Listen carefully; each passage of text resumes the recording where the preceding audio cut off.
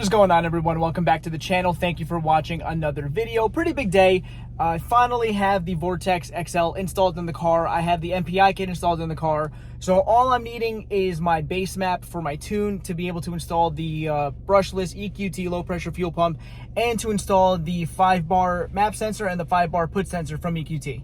Now, I'm going to show you the setup in a second under the hood of the car just to see what's going on there. I haven't released the MPI video yet, which is kind of funny because my luck's been a little weird lately with the car and with my camera equipment. So it is what it is. I'll get into that in a little bit, but I'm going to show you guys under the hood now so you guys can see the turbo and you can see the MPI kit installed. I'm currently editing the MPI video as we speak. Unfortunately, it's pretty mediocre, and again, I'll get into that in a little bit of why. So we have the car running. I'm just going to show you guys the MPI kit really quickly, which you'll see in the video. But we have the MPI kit all in, no problems, no leaks or anything like that. Everything is connected. I was able to use my fuel sensor still, which is really nice. I just had to flip it upside down so it would fit with the rail and with the T with fuel line coming off of it. I need to just make this a little prettier, which is the wiring for the ECU from the MPI kit. And we have the VORTEX XL installed now. I do have the OEM IS38 that I'll show you guys. It's in my back seat right now, but it is super nice. The install went really well, so shout out to my boy Jalen for helping me out with this, because without him, it wouldn't have been on the car as soon as it got on, so that's awesome. And everything is good, no warning lights, nothing like that. And here is the OEM IS38, which still looks actually pretty good, to be honest. Got a new bracket on there, so don't worry about that. We reused the wastegate from the IS38, still a little bit dirty, but the really awesome thing is that the turbo has almost 60,000 miles on it and literally has no like shaft play like whatsoever, so the turbo is really good even after all the passes that I did at the track. So it's super impressive. But yeah, guys, we're back under the hood just to show you everything. So the way that this MPI kit works out, and I explained it in my MPI video as well, is that this is all capped off on the end, and then it's a pass-through. So it takes fuel from over here, and then it brings it basically to a T this way, and then all through the fuel line coming out that way. So that's the really cool thing about it, and that's what I liked about it. It made the install pretty easy, and basically let me reuse the things that I wanted for my car. All right, so a couple of funny things happened during my install of my MPI kit. The first thing is that the camera that I normally use is my Canon M50 Mark II. That camera, for some reason, just was not cooperating with me, and it just kind of stopped working. It wouldn't focus no matter what I did, whether I put it in autofocus or if I put it in manual focus. It wouldn't do what I asked it to. And then once I figured that out, the camera started to shut off by itself. And I know I had all fully charged batteries. I tried every battery that I had, and the camera still wasn't working right. It would shut off. Then the image would get super blurry, but then I'd put it in manual focus, and then it wouldn't focus at all. I put it in autofocus, and that still didn't work. And then it would stop recording, and then the record button wouldn't work. There was some really weird stuff going on with my camera. So I was only able to film a couple of clips with the camera, and then I had to switch over to my phone. And the problem was, when I was installing the kit, I didn't have any accessories for my phone. So I Amazon Primed a couple of things, so I'm able to use my iPhone 14 Pro Max, which I'm filming on right now. I got an adapter for the mic, so I'm using my Rode mic, which is on top of my phone, and I got a little like vlogging selfie kind of style that I can have my phone up with the stick, so that I'm able to, you know.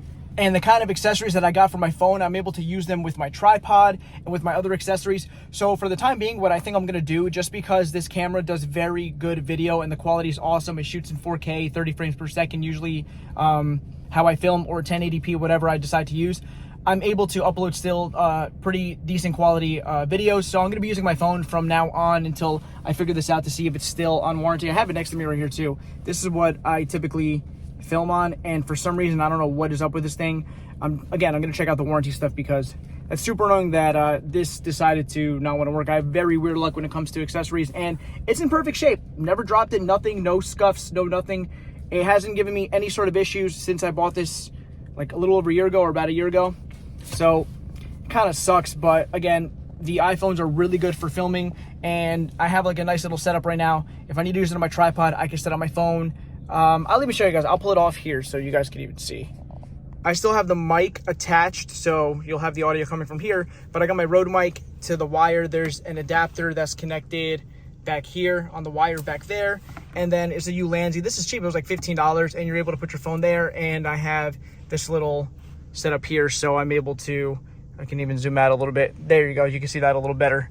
So you're able to check that out, and then I can put it onto my phone like so, and now, ta-da. And now the second thing that's kind of sucked with the Audi is that I noticed a couple of days ago that the car was having a little like slow, sluggish starts, and it's gotten worse, and the car actually left me stranded the other day, 2 days ago. The battery is kind of dead, and I'm gonna have to replace the battery. This is the original battery, if I'm not mistaken, and the car is going on being 6 years old now, so it's kind of understandable that with almost 60,000 miles and 6 years old, multiple winters, that the battery is gonna need replacing, and it just chose the weirdest time to do it. So I'm gonna have to replace the battery as soon as possible. I already tested it out.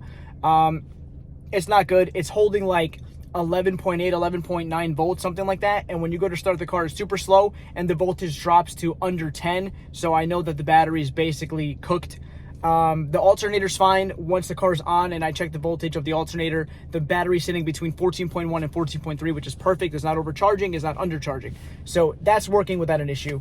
But looks like the battery's toast. I kind of had a feeling though, like I said, because the car was very slow to start for a little while now, but it just got worse, and as the temperature's dropping now here in Jersey, it looks like it's starting to take a toll on the car. So unfortunately, I'm gonna have to buy a new battery, which for these cars are super expensive, but it is what it is. So yeah, guys, I just wanted to give you a quick update on basically what's going on with the car. I'm just waiting again on my base map. EQT did say that it might take about a week to get it, and I ordered it last Wednesday. It's Tuesday, so we're almost at a week, but again, I don't want to rush them. I know they have a lot of customers. I know they have a lot of tunes going out, and the guys do the best that they can, so not a big issue.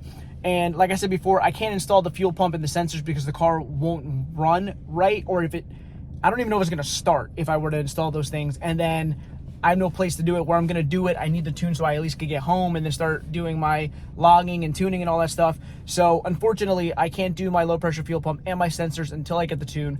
I'm going to be doing all of that in one day. So that'll be it'll be 2 videos. I'll do the sensors, which is really quick, just a separate video for people, because I have not seen one video on YouTube on the sensors on these cars. Even though the map sensor is right on top, nobody shows where the put sensor is. Nobody's done it. So it'd be kind of cool to be the first one to, like, hey, you know, even if it's a 5-minute video or 2-minute video, here is where the sensors go, and this is what they do, etc., etc.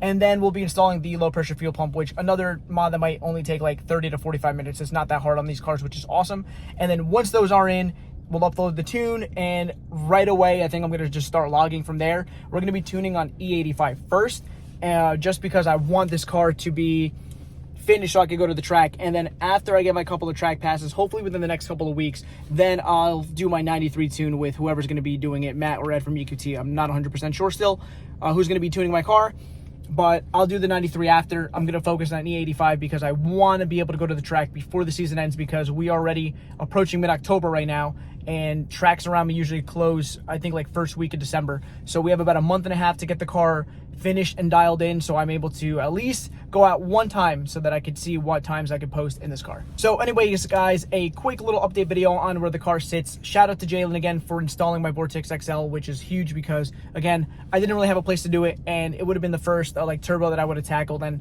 unfortunately, again, I just don't have a place where I could just keep the car overnight if I had to. And he knocked it out in one night, returned the car to me the next day. Really nice guy. So it was awesome that the car is good to go. I've had no issues, no warning lights. The car drives like normal. Obviously, I can't get into boost because I don't have the proper tune for the turbo, so I just baby the car home. I haven't driven the car since until I get what I need.